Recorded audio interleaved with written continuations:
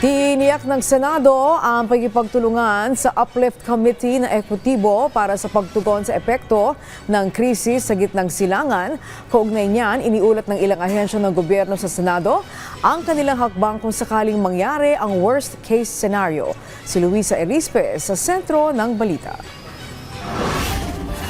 Sinang-ayunan ng ilang senador ang pag-anunsyo ni Pangulong Ferdinand R. Marcos Jr. ng State of National Energy Emergency sa bansa dahil sa krisis sa langis. Ayon kay Senator Sherwin Gatchalian, ang deklarasyon ay kinakailangan upang makakilos ang gobyerno na tugunan ang epekto sa ekonomiya ng sigalot sa Middle East. Bilang chairman ng Finance Committee at Protect Committee ng Senado, handaan niya silang magpasa ng batas na kinakailangan ng bansa sa ngayon. Titiyakin din nila na maipatutupad ang executive order ng Pangulo. Makikipagtulungan din ng Senado sa Uplift Committee na binubuo ng mga gabinete ng gobyerno na titiyak na hindi babagsak ang ekonomiya ng bansa.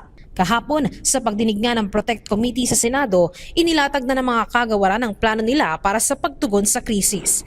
Sa Department of Agriculture, ang worst case scenario daw, tataas ang presyo ng mga produktong pang-agrikultura dahil sa presyo ng langis. Pero palalakasin pa nila ang sektor ng agrikultura sa pamamagitan ng suporta sa produksyon at kung kinakailangan, magpapatupad din ng price cap. Our response has 6 priorities. First, strengthen domestic production by supporting key crops, distributing certified and climate-resilient seeds, and improving extension services. Second, mitigate input costs with fuel subsidies, the use of biofertilizers, organic alternatives, and diversified fertilizer sources.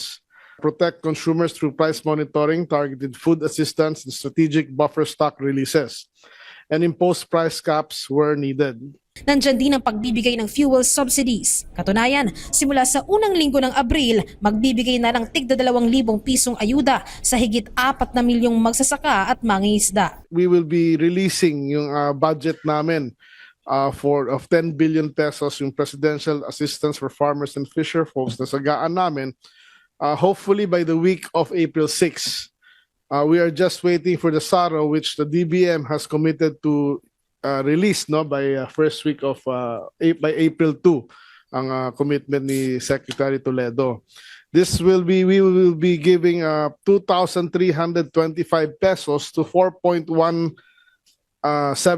million beneficiaries. Pero ang tanong naman ni Senator Loren Legarda, paano pag tumagal pa ang sigalot sa Middle East? May sapat pa bang pondo para sa ayuda at para patakbuhin ang ekonomiya? Ayon sa Department of Budget and Management, posible ang paggamit sa pondo ng Malampaya Fund na 20 billion pesos na mapupunta naman sa Department of Energy, pambili ng buffer stock ng langis. We have also the tapping the special account in the general fund of the DOE that is intent from the Malampaya para doon sa kanilang pagbili ng bulk bulk purchases of oil. So that is around 20 billion, which is already submitted to us the request for the release of this fund. Sa kabuuan, may 230 billion din daw sa 2026 General Appropriations Act o national budget na pwedeng gamitin ng mga ahensya ng gobyerno. So a total, Mr. Chair, we have around 230 billion pesos to support this sa ating or possible sources for in times of crisis of war. Pero sa Senator J.V. Ejercito ang inihirit, sana hindi mapabayaan ang middle class dahil isa rin ito sa mga lubhang apektado sa taas presyo ng langis.